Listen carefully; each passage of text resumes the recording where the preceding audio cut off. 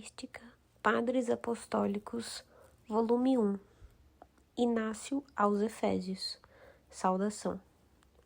Inácio, também chamado Teóforo, a igreja que foi grandemente abençoada com a plenitude de Deus Pai, predestinada antes dos séculos para existir sempre, para uma glória que não passa, inabalavelmente unida, escolhida na paixão verdadeira, pela vontade do Pai e de Jesus Cristo, nosso Deus. A igreja digna de ser chamada feliz que está em Éfeso, na Ásia. As melhores saudações em Jesus Cristo e numa alegria irrepreensível. Amor dos Efésios. Acolhi em Deus vosso amadíssimo nome, que adquiristes por justo título natural, segundo a fé e o amor em Jesus Cristo, nosso Salvador. Imitadores que sois de Deus, reanimados pelo sangue de Deus, realizastes até o fim a obra que convém à vossa natureza. Ao saber que eu vinha da Síria, acorrentado por causa do nome e da esperança, que são comuns a nós, confiante na vossa oração para sustentar em Roma a luta com as feras, para poder desse modo ser discípulo, vós vos apressastes a vir ao meu encontro. Em nome de Deus recebi a vossa comunidade na pessoa de Onésimo, homem de indizível amor, vosso bispo segundo a carne. Eu vos peço que o ameis em Jesus Cristo e que vos torneis semelhantes a Ele. Seja bendito aquele que vos concedeu a graça e vos considerou dignos de merecer tal bispo. Aburro, meu companheiro de serviço e vosso diácono segundo Deus, abençoado em todas as coisas, eu desejo que ele permaneça para a vossa honra e a do vosso bispo. Quanto a Croco, digno de Deus e de vós, que recebi como exemplo de vosso amor, ele foi para mim conforto em todas as coisas. Que o Pai de Jesus Cristo também o conforte com Onésimo, burro euplo e frontão. Neles eu vi a todos vós segundo o amor. Possa eu encontrar sempre a minha alegria em vós, caso eu seja digno disso.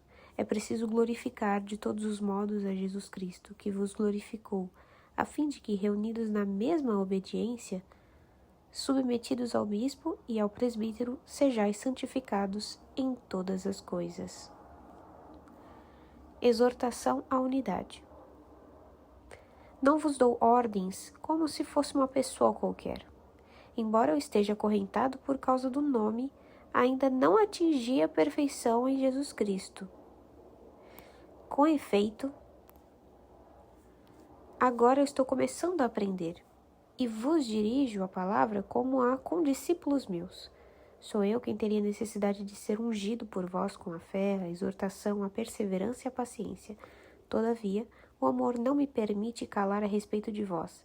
É por isso que desejo exortar-vos a caminhar de acordo com o pensamento de Deus. De fato, Jesus Cristo, nossa vida inseparável, é o pensamento do Pai.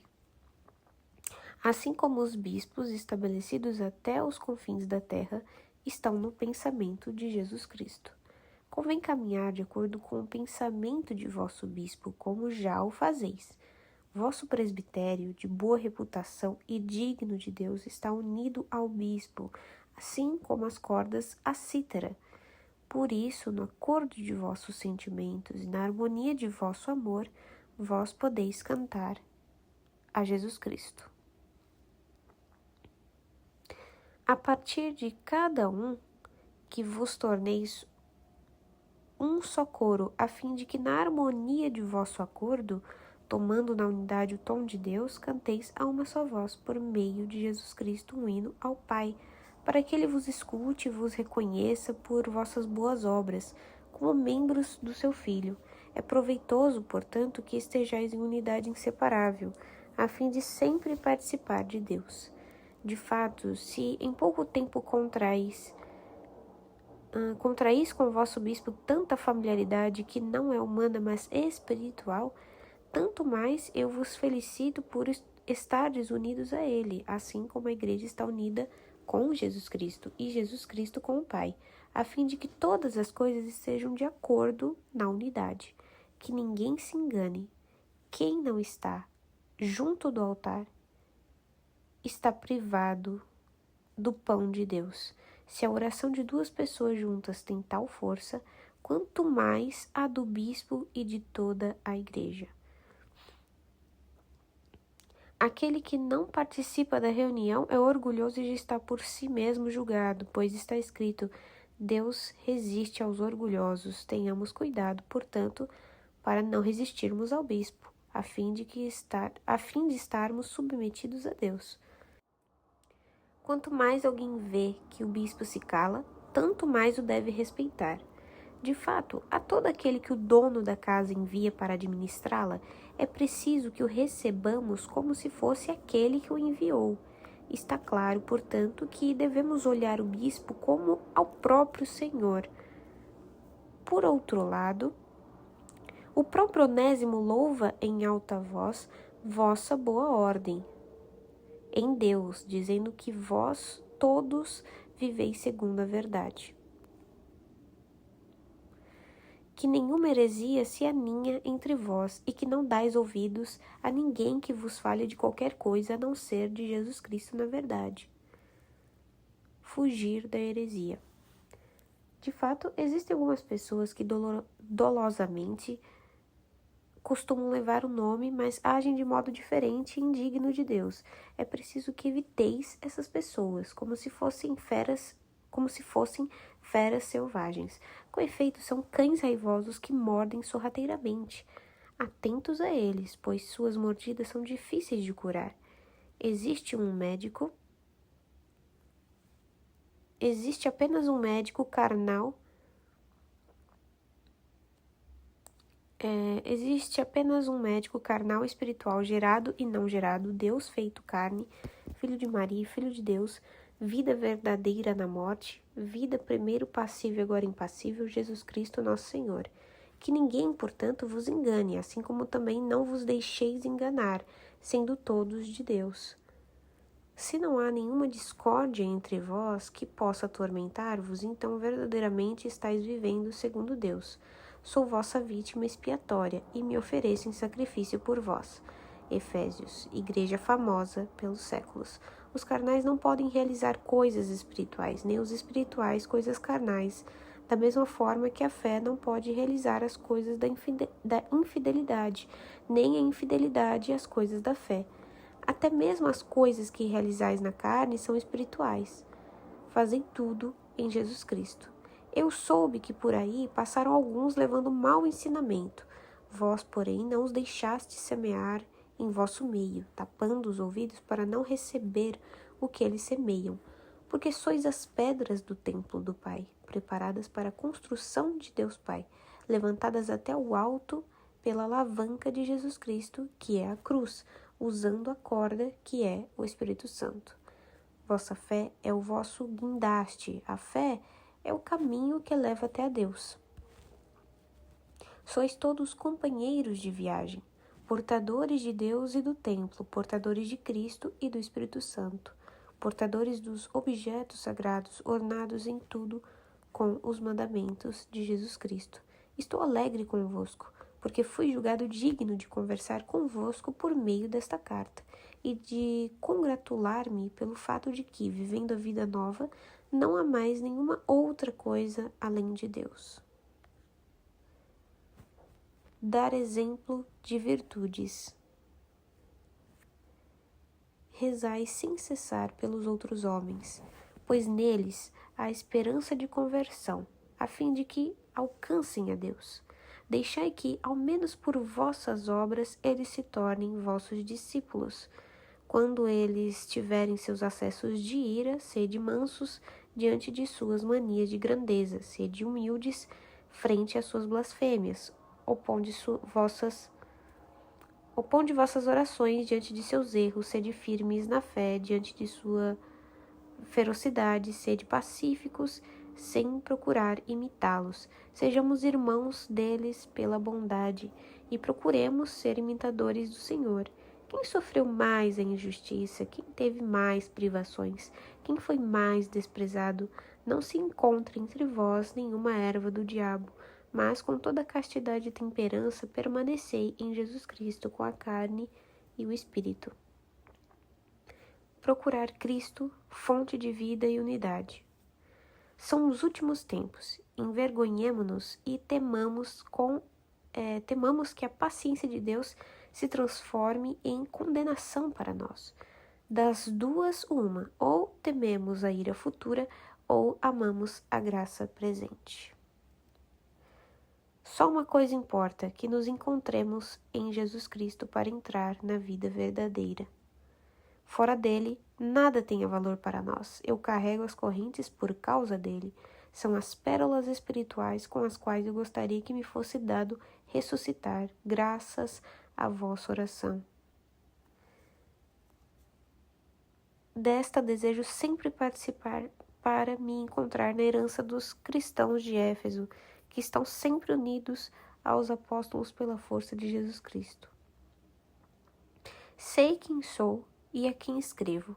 Eu sou um condenado, e vós obtivestes misericórdia. Eu estou em perigo, e vós na segurança. Vós sois o caminho para aqueles que pela morte são elevados até Deus, iniciados nos mistérios com Paulo, que foi santificado, recebeu testemunho e é digno de ser chamado bem-aventurado. Possa eu estar sobre as pegadas dele quando alcançar a Deus. Em todas as suas cartas, ele se lembra de vós em Cristo Jesus.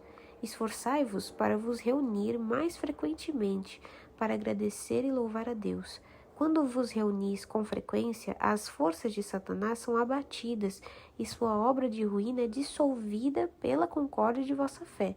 Não há nada mais precioso do que a paz, que põe abaixo toda a guerra das potências aéreas e terrestres.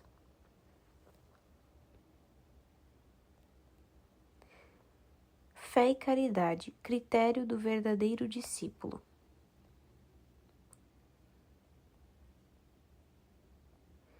Nada disso ficará escondido para vós, se tiverdes em Jesus Cristo fé e amor totais, que são o começo e o fim da vida.